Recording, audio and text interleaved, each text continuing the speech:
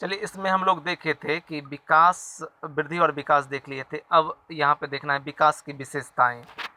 तो पहला पॉइंट दिया है कि विकास एक प्रतिदर्श रूप होता है, मतलब विकास को हम देख नहीं सकते हैं, महसूस कर सकते हैं। प्रतिदर्श मतलब देखने के उल्टा होता है, ठीक ना, उसको हम महसूस कर सकते हैं।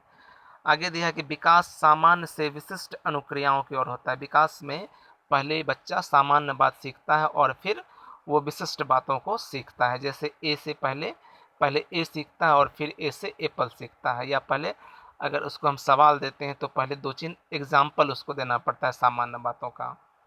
आगे दिया है कि विकास में अधिकतर लक्षण परस्पर संबंध होते हैं। मान लेते हैं कोई आदमी साइकिल सीखता है तो वो आदमी मोटरसाइकिल जल्दी सीख जाता है। जो आदमी साइकिल नहीं सीखता है वो मोटरसाइकिल थोड़ा देर से सीखता है। तो विकास में क्या होते हैं, वो साइकिल सीखने वाला बात जो है मोटरसाइकिल सीखने में उसको मदद करता है। तो विकास में अधिकतर लक्षण जो है परस्पर संबंध होते हैं, ठीक ना। आगे दिया है कि सभी व्यक्ति भिन्न होते हैं। सही बात है कि सभी व्यक्ति का सब कुछ भिन्न होता है। आगे दिया है आपको विकास के सिद्धांत के नियम।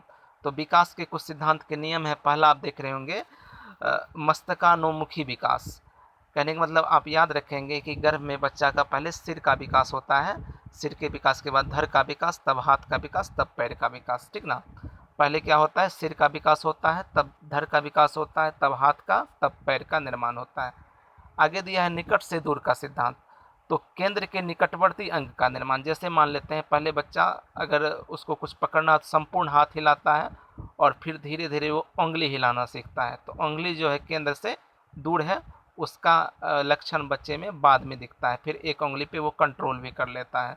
तो पहले पूरे हाथ को हिलाएगा, फिर धीरे धीरे वो उंगली हिलाना चालू कर देता है। तो इसी को कहते हैं निकट से दूर का सिद्धांत। तो सर्वप्रथम केंद्र का निर्माण होता है और फिर केंद्र के निकटवर्ती अंगों का विकास होता है। आगे दिया है सामान्य से विशेष की ओर सिद्धांत।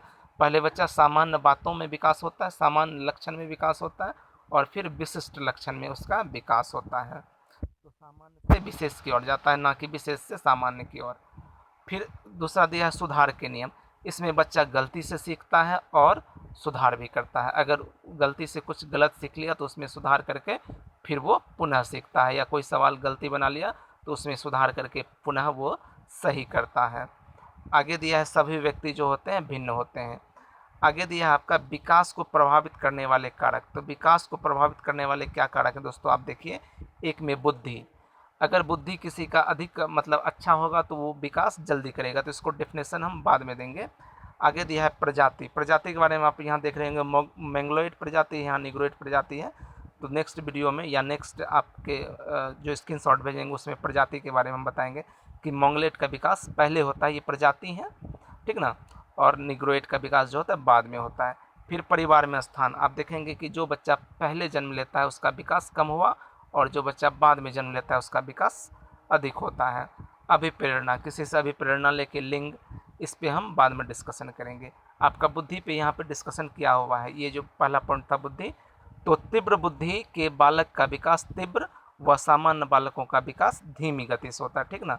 प्रजाति में आपको दिया है मानव प्रजाति, दो प्रजाति आप याद रखेंगे, मंगलोइड और निग्रोइड, जो कि आपको नेक्स्ट लेक्चर में आपको देखने को मिलेगा। तो ठीक है।